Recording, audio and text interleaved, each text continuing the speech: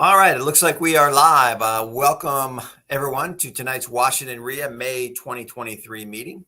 As you come on board tonight, if you want to say hello, feel free to state your name and where you're coming from. I'm going to take a few minutes to let people kind of come on board. Tonight we're talking about kind of technology and how technology has changed the real estate investment business really in the last 5 years, but we're even go back further than that. And we're going to share with you some of the things that we certainly use in our business. And I'm going to really rely on you tonight. Hopefully everyone's in a chatty mood and we can get some conversation going. Some of you know, hey, Dominic, thanks for coming on. Appreciate it. What was I saying? Technology. So, some of you know that I'm not exactly what you would call a techno nerd or really that, to tell you honestly, in technology. If I had my way, we'd go back to pen and paper.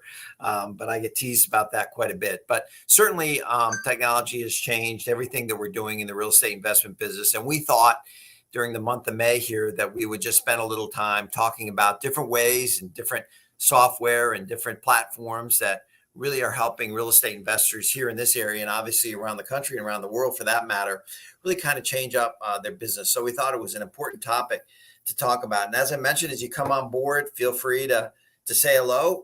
It's always good as we do these virtual meetings to know who's on and how we can help you all. Well, many of you know too that we went live. We had our first live WREIA meeting in the past 3 years, a few weekends ago. We had a great turnout. We're calling it the Team of 23 for obvious reasons. We took 23 people and we're really focusing on those folks. And we took some surveys and we had a great roundtable discussion about everything that the folks were interested in the real estate investment business. And what we're doing with that live WREIA meetings is we're really focusing on those people and really kind of digging deep and figure out exactly what they want to learn about real estate investment. And more importantly, we're really focusing on their goals. We've asked each of them to really write a very specific 6-month goal. And as a group, as a power of network, power of team building, we're really going to be focusing in on those folks and trying to help all of them really accomplish that goal. So we had a great meeting. We do have 1 or 2 places left in the Team of 23. So if you are interested, please let us know. Next month in June, we're going to be off campus, if you will. We're going to be at a property, really focusing on different aspects of real estate investment. Sarah Davis, good to hear from you. You're now in Colorado. I don't know if that's on a trip or not. I know you've been in Hawaii, so let me know how you've been. Always great to hear from you, and thank you so much for joining us tonight. John, let's see, been a while for me, but I'm particularly interested in this theme and how it relates to the final offer platform. Have you run across it? No, John, I'd love to talk to you about it. This is what I love about Washington WREIA and the network community. Listen, there are so many different software programs, platforms out there that it's great to learn from each other, great to share with each other. I'm going to share a few of the things that I work with, but I'll definitely want to hear about different things that you guys are experiencing and coming across too.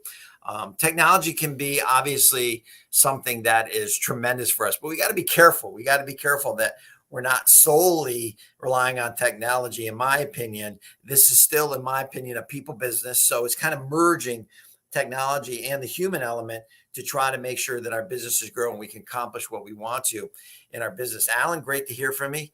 Tell me best way to reach out to you apart from this forum. John, we certainly will. You'll see my cell phone up, see an email up during the course of this presentation. Love to talk to you about that final offer. I've not actually heard about final offer platform, so I'm not sure exactly what that is. Let me tell you how this came about. Very, very simple. I like to always tell people how we come up with these different ideas. We rely obviously on our community quite a bit. We try to really hone in on the things that we're experiencing in the real estate investment market here in Washington, D.C., but we also are always got our ear to the ground and listening to you and figuring out what you all are experiencing too, and tools and technology that you're using. But this was very simple. One day I came, I was at home and my 19-year-old son came up to me and said, "Dad, have you heard about this chat GPT, excuse me?"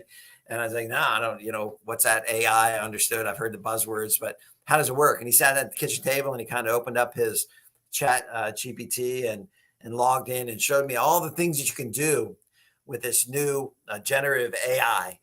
And it is incredible. It is absolutely mind blowing to someone like me. Again, I'm not in the tech world, but it's just an amazing tool that now is just exploded as far as just all the awareness about it. I've literally read, and not lying, 2, 3 articles a day for the last 2, 3 weeks about Chat GPT. It's all over the news. It's all over social media.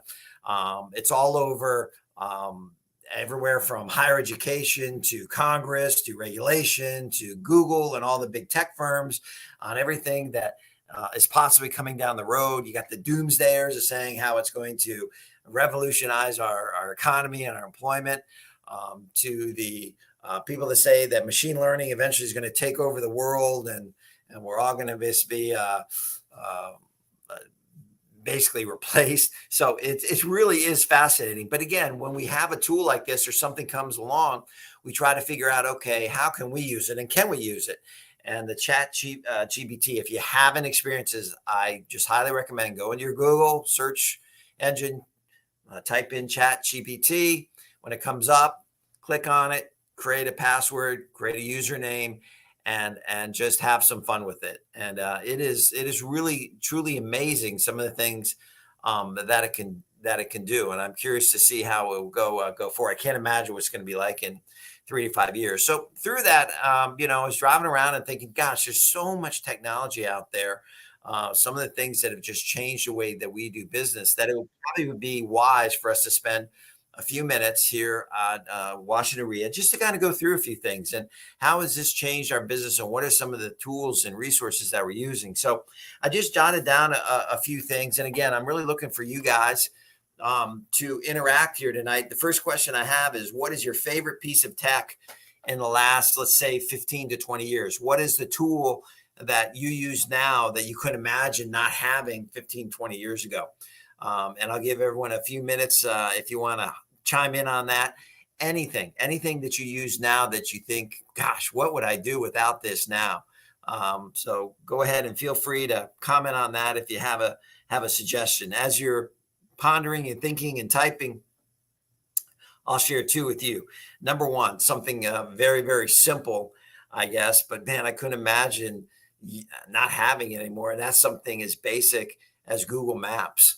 I mean, I distinctly remember knocking on pre-foreclosure doors or going out and looking at property and having my stack of maps in the back of my car, those ADC maps. I'm sure you all had them. We had one for each county, and we would just go through it. And especially at night, we'd have our little flashlight out or our car light, and we'd be looking at, gosh, it's page 32, it's it's 15, it's this cross street. And we'd be looking around, and I can't believe that we did that for so long. And man, many of you know, as a painting contractor before I got into real estate investment, and those were my Bible. Those were just worn out in the backseat of my car. And I had one for Washington, D.C., had one for Montgomery County, Prince George's County. I probably had 4 or 5 of those stacked up in the back. So having Google Maps now and having the ability to find property and to not be lost all the time was great. Now, I can say with the maps, I got to know the area very, very well.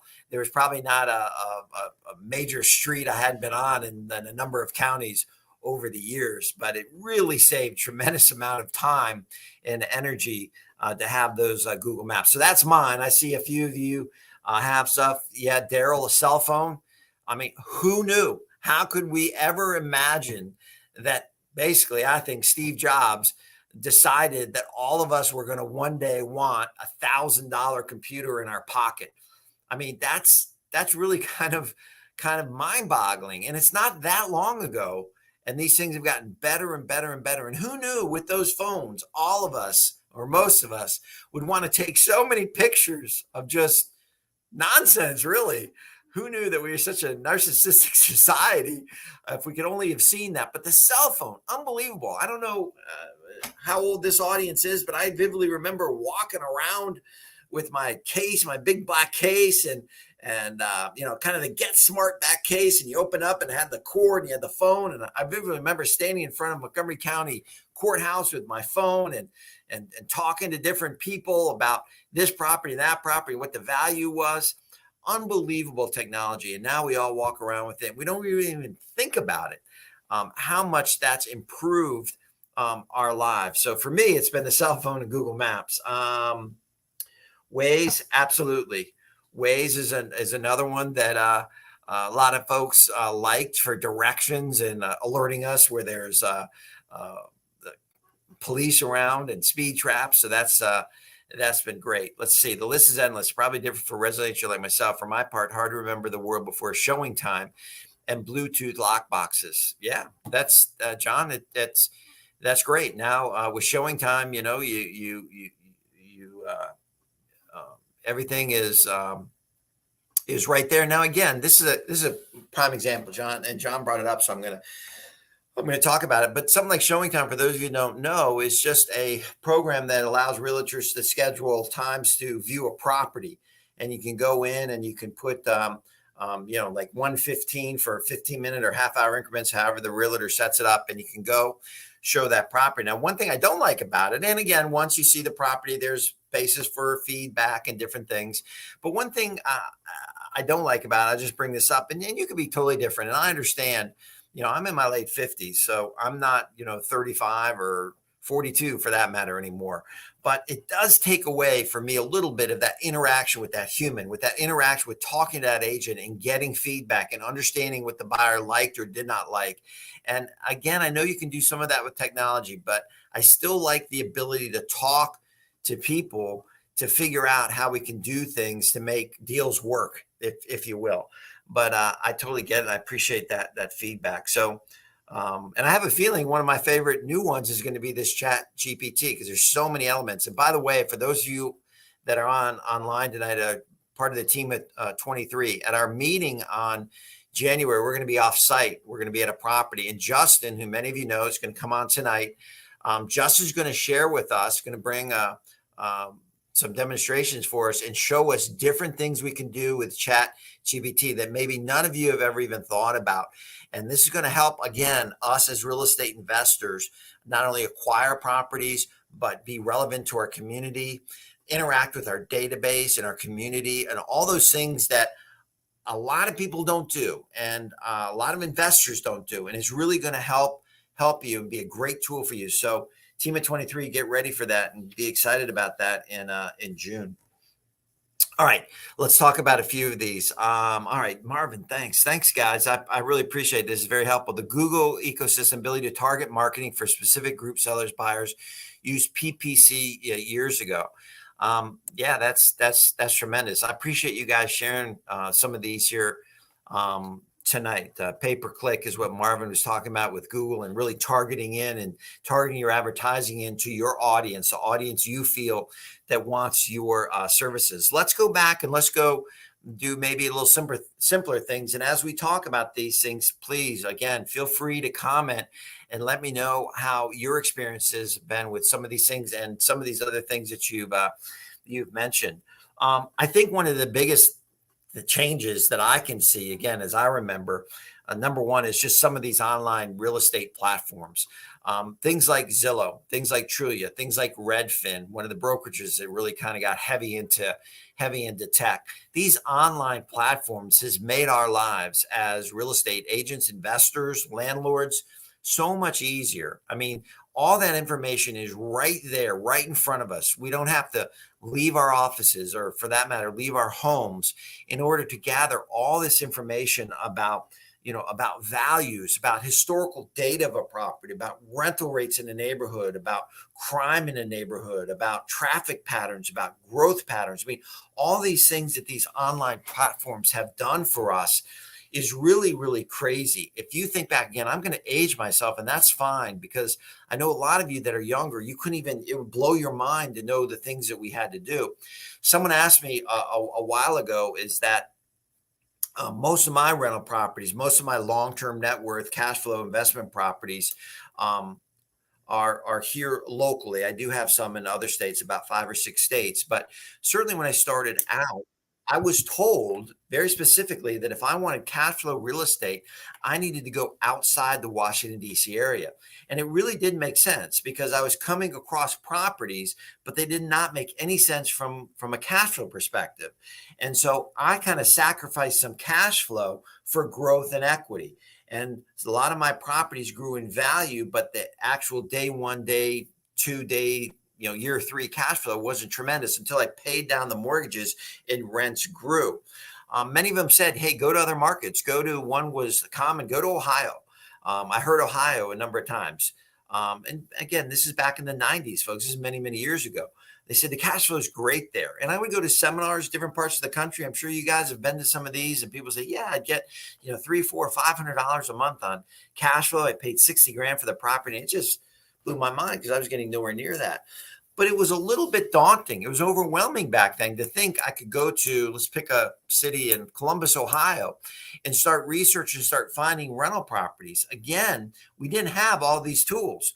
We didn't have all this online platforms. We didn't have all this data at our fingertips. So in order for us to do that, we really had to drive there or fly there. And flying was a little more expensive and cumbersome. And drive there and spend time there, get to know neighborhoods, get to know real estate agents, get to know property managers, understand where parts of the city were growing. And all that was kind of on the ground, if you will. And you had to put tremendous time and resources. And as a young real estate investor, I really didn't know how or what to do there. But all of that has changed with these online platforms and something like with Chat GBT, you could literally program in there what are the best cash flowing real estate markets in the state of Ohio, and boom, boom, boom, boom, boom. And then take that data and go to some of these online platforms and just spend a little time searching around and figuring out, okay, what's the average price in this zip code? And what's the average rent in this zip code? And you can do so much of that stuff now by using the data in the online platforms that we never had. Or all of a sudden we get a call off maybe a marketing piece, or Marvin said maybe a pay-per-click ad, or however you're marketing yourself out to the community that you want. And now all of a sudden you're driving down the road and you pull over and you go, man, what is that house on Daniel Street in Brandywine, Maryland? How much is that? And you can do a quick online search on your phone. You don't have to be a subscriber to any of these, to the MLS or Bright. You can literally get an idea, get a ballpark, get an idea of where we're talking right on your phone within minutes. Folks, that's powerful stuff. I told my son the other day, and I'll get off this after this little story, is that we used to buy HUD foreclosures. I used to regularly buy properties that were advertised every single week in the newspaper with HUD, and I'd go view them and kind of do my estimate and see if they were vacant or occupied. And we had to put a bid in. And these bids were due at a certain time on a Friday afternoon. And the bid center was down on First Street, down in Northeast DC, down by Gonzaga High School, Union Station, down there. And I would drive down there before Friday morning, and I would put my bid in a sealed bid, a written bid that we put in to that office. And then Monday afternoon, they would unseal these bids, and you could go if you wanted to, literally go back down to the office. You'd sit in a room, like a seminar room, and as they unveiled these bids, you would find out if you got one or not. Think of that. Now, the great thing about that is that it kind of dissuaded competition, if you will. I mean, you physically had to yourself or have someone else deliver this bid or mail this bid in. And a lot of times we would deliver it because we were kind of at the end of the cycle and we had to get it in before the deadline. So it's amazing everything that has changed. Now, the good part of it, like I said, is it limited competition in some ways. Now, when you're typing online and you can put in any kind of bid you want anywhere you are, anyone can do that. So in some ways, the technology has increased competition, increased the amount of people that are able to view and make bids on these properties. But overall, it's really, really changed everything. The second thing is just access to the information with these online portals. I mean, you used to need to be licensed realtor to have access to any of these things. We had volumes and volumes of books and paper we had to look through to get all the information on bedrooms and bath and square foot and all those different things. We took those books and then we had to preview those listings, and we had to talk to the agents. And John, I don't know if you were a real estate agent back then, and That's why I didn't last as a real estate agent very long. I definitely morphed toward the investment side very, very quickly. But just the access to information and how now the consumer, the buyer is doing so much of this legwork. They're looking at pictures, they're looking at tours, they're looking at sales history, they're looking at the neighborhood. Then they're calling the real estate agent saying, hey, I want to see XXX on Saturday. And it's really kind of cut down on a lot of this preview time, if you will, because they're doing a lot of that research on their own. So it's amazing what these online platforms has done for us as investors and real estate investment professionals. Again, as we go through this, you have any comments on any of these things, certainly reach out and let me know. Next thing I want to ask you is, what is the best real estate software that you've come across that you've used? I'm going to share with you a few that I've used, but I'd love to know anything you've used. I'm looking up at the comments, and Alfonso, I see, let's see, HouseSnap.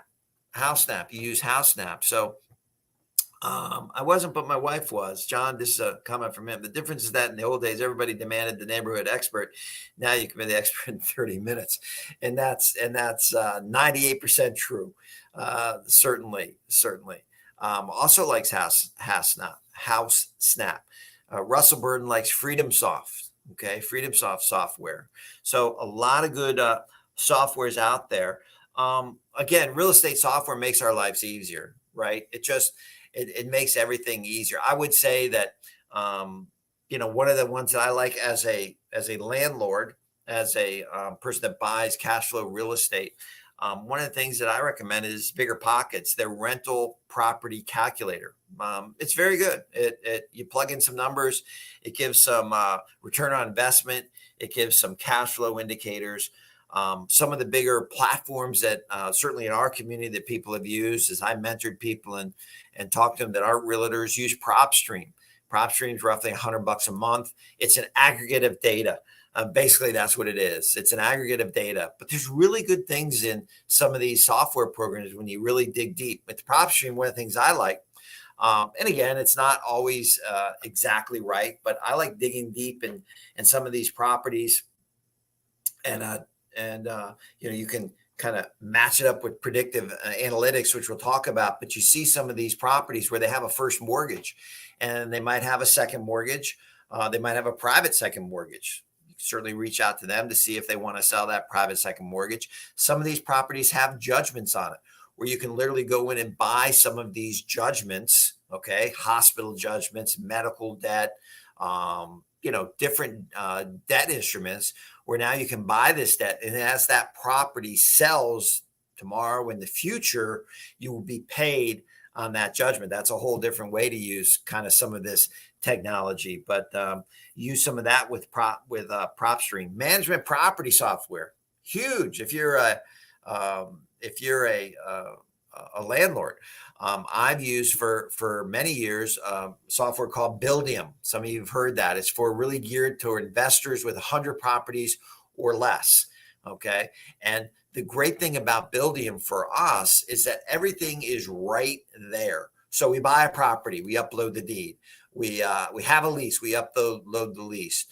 We have all our contact information for our tenants. All our tenant screening data is in there. Our credit checks, our background checks, everything is right there. So when we work with our mortgage professionals too, with our bankers and private investors, again, we can give them access to our Buildium network, our platform, and they can go right in. They can see our lease. They can see our rent collection. They can see credit checks. They can see background checks. So it's just a community there where all the pieces of your rental portfolio business are right there, and it's very easy to get to. You're not scarfing through files and trying to upload a lease and sending it to your bank, and everything is right there, and it's relatively it's very, very affordable in my opinion. So everything's right there. It's called Buildium, and we've had great luck with that as using it for our rental properties. How about you all? I see some.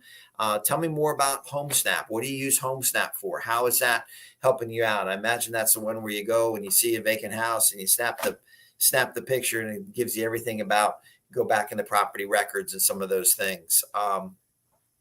Let me know about that. Russell FreedomSoft is a great program for real estate investors. Tell us more about FreedomSoft if you don't mind, and we'll be happy to share that with folks. All right. So the other thing with software, obviously, is, and those of you that have been buying, renovating, selling, and going in and out of properties, it's just the ease technology is made. Really, for it's more of that. Everything is in one place. So when we go to a closing, and they open up their closing platform, we can upload documents, our corporate documents, our payoff documents, our HOA documents, and everything is right there. It's not scattered. We're not talking to 10 or 11 different assistants with the title company. And it just allows us so much more efficiency. It allows us the ability to really focus on what we should be focusing on as small companies. Now, again, as you grow and you get bigger and you can afford, an office manager, if you can afford a portfolio manager for some of your rental properties, if you can afford a transaction coordinator, and you can, again, do that without having to employ these folks through third parties. But again, as you are building out your business and you're small, and small is relative, having this efficiency, having this technology, having the ability to use some of the software is going to allow you to do so much more and allow you to focus on what you should be. And that should be your core goal of your business, whether it's finding your next property to buy, renovate, and sell. If it's finding the next rental property that makes sense, if you're into multi-unit buildings, whatever the case, it'll allow you to really focus in that. Alfonso, HomeSnap, pricing, condition, recent sales in the area, pictures, evaluations of the area. Again, so it's something right as you're out in the neighborhoods, out in your communities, the ability to garner that information immediately. Certainly you could go back to your office. Certainly you could do that later on if you had Bright MLS or you had PropStream or you had some of these other platforms. But right there, you can get a snapshot of that community and that picture, of that property, and allow you to do what the most important thing is, try to buy that property. So again, I would say access to information, online platforms, real estate software.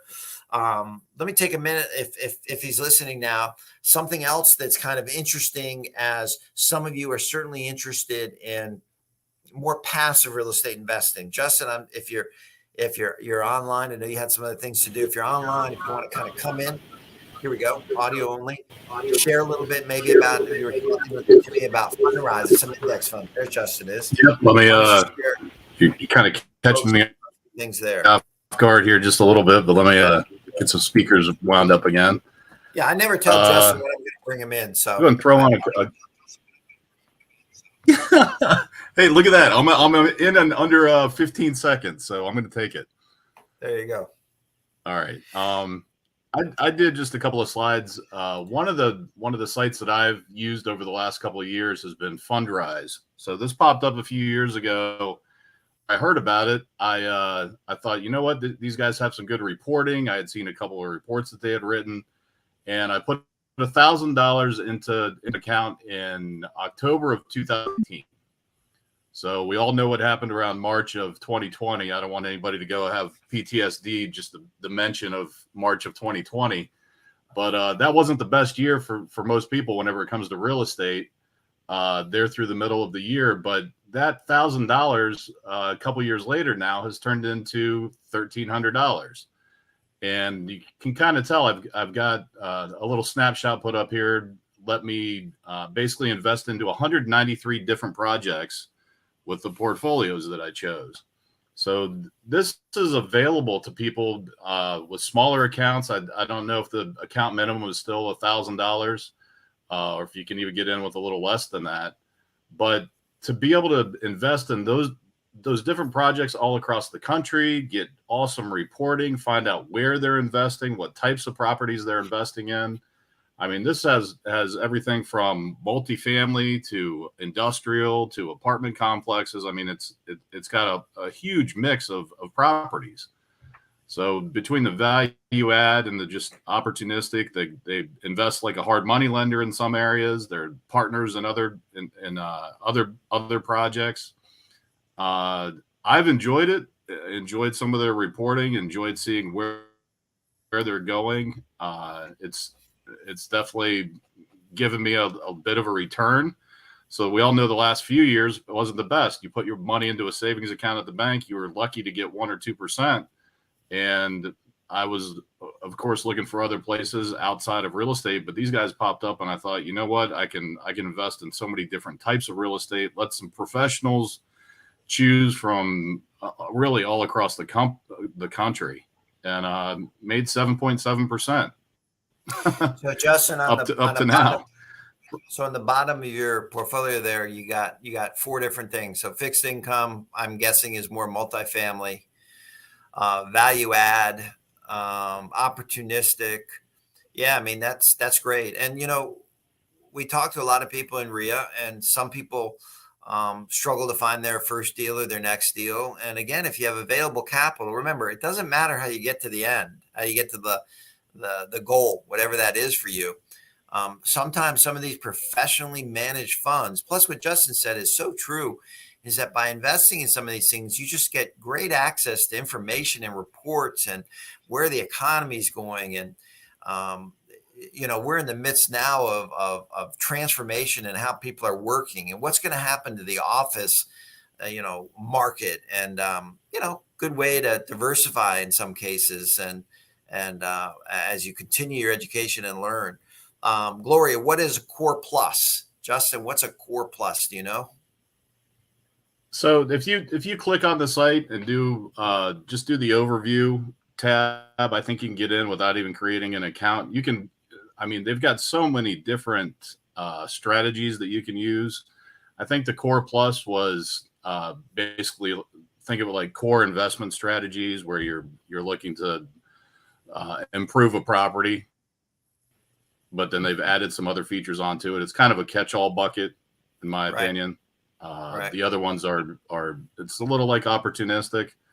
It's just as things pop up, which bucket are they going to drop it in? It's their fancy term for kind of a catch-all. It's got a lot of different things in it. So I don't what? have Let this me, linked up to the site live, where I take you right to that page. as I got you online here, tell me more about or your experience or your ideas of. I mean, this just falls into that whole major topic of crowdfunding, right? I mean, it's just a bunch of people, smaller individuals, putting together money. And now technology and these Yeah, platforms has I allowed the mean little guy to put it in. This is a great. This is a great tool if you have kids. I mean, instead of giving them maybe $100 for their birthday or something, if they have any interest in business or real estate or stocks, or setting up a little fund for them and let them start tracking it and playing around with it. So it's really amazing. I don't know if anyone watched the not the Derby, well, the Derby, Kentucky Derby this last year, where Mage was a winner. They used a form of fractional ownership crowdfunding to buy that horse. They paid $290,000 for it. The guy that bought it is a billionaire, but he thought he overpaid for the horse. So he went to a group and they sold fractional ownership for $50. You could own a fractional ownership of this horse, Mage. And one of the articles was great because it was talking about these guys that literally, and they promised certain things and they overstepped because they didn't, Mage went to the Kentucky Derby, said all these people that invested $50, having access to this horse, and we're in the winner's circle. And the guy's like, this is the best $50 I ever spent in my life. So again, some of this fractional ownership, some of this crowdfunding, some of this, pay attention to some of it because it's really, really kind of fascinating. And who knows where you can do with some of these things. But Justin, back to you, just this yeah, crowdfunding. What's your and the reason I did this. Yeah, the reason I did this was just to get a front row seat of what exactly is going on behind the scenes. I mean, everybody talks about crowdfunding, and you can basically become a lender through the different crowdfunding platforms and whatnot. But yeah, this was a way for me to get access to that diversification that I would never be able to do on my own, to be able to look at what's happening in commercial across the country, sure. kind of keep an interest. They do an awful lot of stuff in the DC area. I've seen a lot of Okay. properties pop up, so it's given me a little bit of insight into the DC area as well. A lot of stuff over near Columbia, over in that area, Okay. as well as kind of the Southeast. It's been a core Yeah. piece of their strategy, is going towards that area. Yeah, that's another advantage of something like this. Just imagine Imagine the analytics and the brain power you have behind some of these funds and some of these crowdfunding platforms, and just following their lead. Right? Justin said something very important. If Fundrise or some of these bigger things are looking for properties in areas of Columbia, clearly they have identified some of those markets as maybe opportunistic. Maybe they see the cash flow works a little better, or you see them lumping around, the Southeast, the Tennessees, the Carolinas, parts of Florida. Hey, you can also go and do that by, now turning your attention to maybe a 4-unit building. Shoot, if you bought a 4-unit building outside of Nashville a few years ago, you would be a very happy camper. So there's so many applications you can use from the bigger, I call them the bigger boys. So start following some of these folks and look where they're investing. And again, you don't have to necessarily buy a mall, an abandoned mall to get great insight from some of these folks. You can use your investment strategy and follow their lead a little bit and probably do very, very, very well. So this is all out there for us. But again, back to kind of piggybacking on this, another tremendous advantage for us now that we've never had before is some of this data analytics and predictive tech. There's so much data out there, and everyone is gathering so much of this stuff for us that if again, depending on what you want to do, you can buy into this. I mean, you can buy data all across the Washington D.C. area. You can set up a business where you're buying this, and some of the big boys are across the country, and some local people are too. We are to a certain extent buying data from different companies, and then putting together mailings and phone scripts and different things to reach out to the customers. And our hope is that through buying some of this data and some of this predictive tech, is that we can take advantage of things that again has a better chance of wanting to sell in the near future. Just give you an example. Let's say let's morph some of these together. Let's go to a platform like PropStream. And again, doesn't matter what there's millions of these things, but go to something like PropStream and you dig in and you find, let's say 5 homeowners. So let's put them in, across Prince George's County for kicks and giggles. And you do a little research and you figured out that, hey, they bought their house in 2015 and they have a first mortgage and they have maybe a judgment. And morphing that with some data analytics and maybe some predictive tech, understanding that, hey, the average homeowner in this zip code sells every X amount of years and the anniversary of some of these things are coming up. You could buy some of that debt. You can buy some of that debt knowing that over the course of the next 2 to 3 years, in theory, some of those folks are going to be selling those homes. And again, when they sell those homes, you get paid back your debt. I mean, this is going a little step further than just buying a foreclosure at an auction and turning it. I mean, there's ways to use some of this information and data to create a whole nother business. And let's say they don't sell. Well, you got to do your numbers. You got to do your return on investment. How long could you hold that debt in order to make a profit? And what will that profit be? Could you hold it for the next 7, 8 years? And then after that, hey, your return on investment is gonna go down. So there's certain things like that we can use as we garner this data, as we have these lead sources, and we have these pipelines, putting together, some CRM, some customer relationship management software. Anybody out there, have you used any CRMs that you'd recommend for folks? The examples are Salesforce, HubSpot, Property Base is one that I've used. That again, you dump all this data in, you dump these leads in, and it will help you keep track of your touches, if you will, how many times you're talking to these people over the course of the year.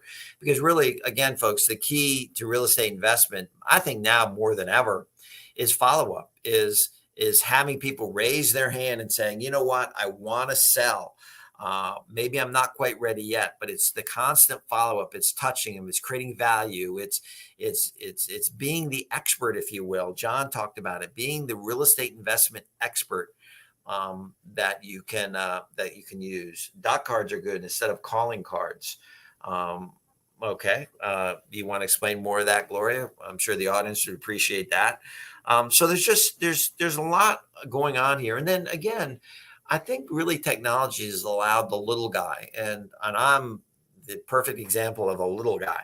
It's allowed us to do so much more with less. We don't need an army of people on payroll paying health insurance and so forth. We could just use really quality technology in order to grow our business using outsourcing, right? Using people outside of this country to do some tasks that we generally do, maybe creating databases and mailing lists and doing some calling and different things that we never could even imagine 5 or 10 years ago. And it's only going to get better with this whole revolution of AI. And I encourage you to, when you see an article on it, to read it and digest it. And again, coming from someone that's non-tech, sometimes the stuff is just over my head.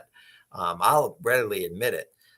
But again, you can pick up nuggets here. You could take free online classes on it. You can see okay, how am I going to use that in order to make my business a little bit better? All right, let's see. Dr. Good. What does Core Plus mean? If a fund following a Core Plus strategy will invest in properties that usually need minor improvements to bring the property to a higher value?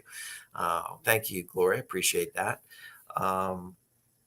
From the Fundrise site. So again, there's just so many opportunities for us to engage and to grow our businesses using some of this tech. So again, I hope some of this was helpful and informative. Now, if you're listening, and I know one person in particular that might be listening tonight, and they're thinking, man, I'm just not technical. I wish I was more technical.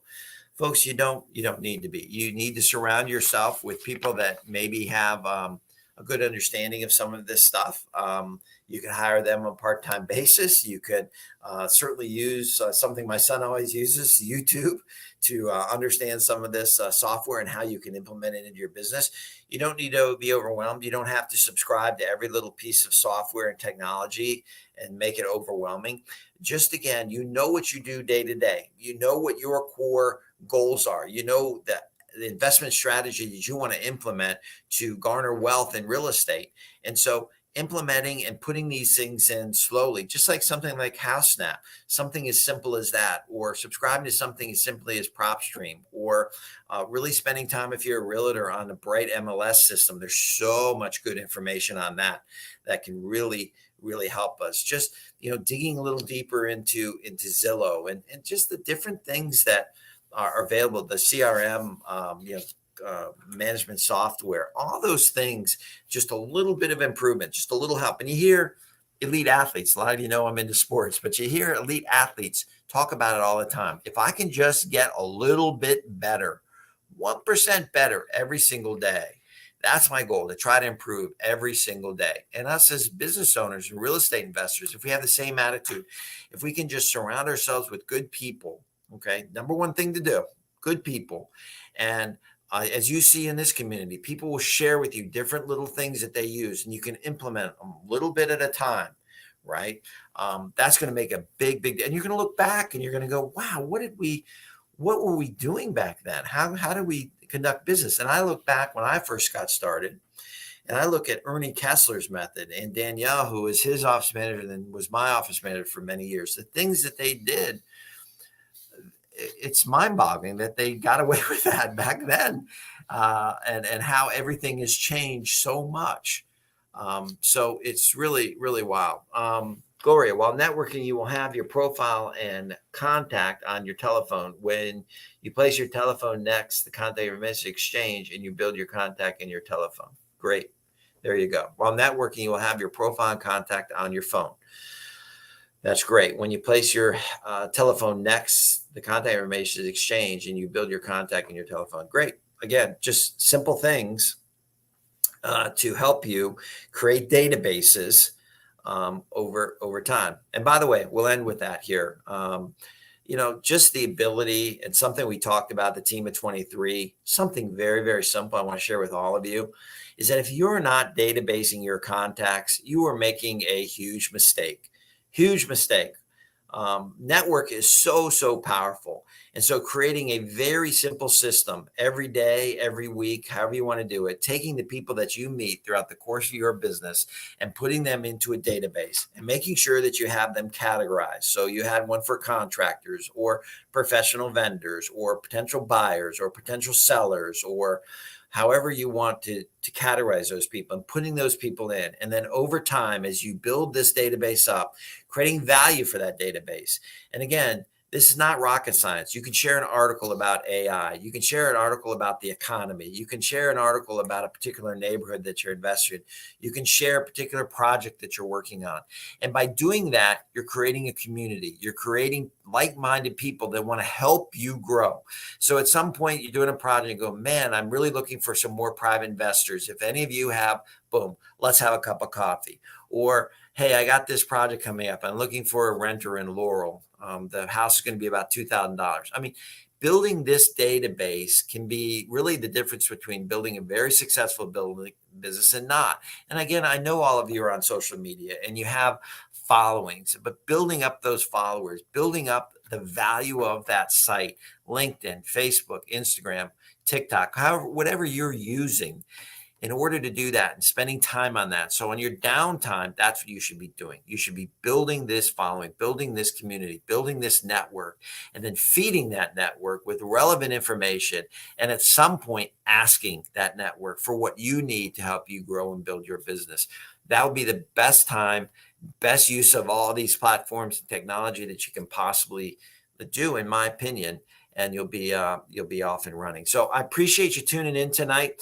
I know it's May. I know people are busy with graduations and weddings, and all you folks that have children out there that are graduating anywhere from elementary school, they do graduations in 6th grade, up to college and graduate school and wherever they may be. Man, congratulations, a great time of year. Summer is coming. Memorial Day is about, I guess, next weekend. Is that right? Yeah, next weekend. So a lot of you might be traveling. Stay safe, touch base with us. And again, one last shout out. We do have a couple spots for Team of 23. Folks, this is going to be a powerful group. It's exciting to be back together. It's exciting to network. It's exciting to be with those people on a regular basis. We're throwing out homework. We're challenging people. We're getting people to get to there we want to go. We're excited about that. And I think it's going to be a great time. So on your screen, if you want to be a part of that, you want more information, there's my phone number. John, there's my cell phone. Feel free to text me. There's the email. Feel free to email me. Want to tell me a little more about that technology. Be happy to talk to you. But if you want to be part of this team of 23, let us know. Part of our live WREIA group that meets every single month. And it's only going to grow and get better. And it's going to be an exciting time. So again, thanks so much for joining me here tonight. We want to let you out maybe a few minutes early. If you have any more comments or questions, feel free. Sell or email, please. Either one. You can text or email. John, feel free. Probably not tonight. Hit me up tomorrow morning. I'll be around all day, and we can talk then. Thanks so much, Alan. Thank you. Appreciate you coming on. We'll see you next month, June. And be safe. Keep investing. Let me know how I can help you. Take care.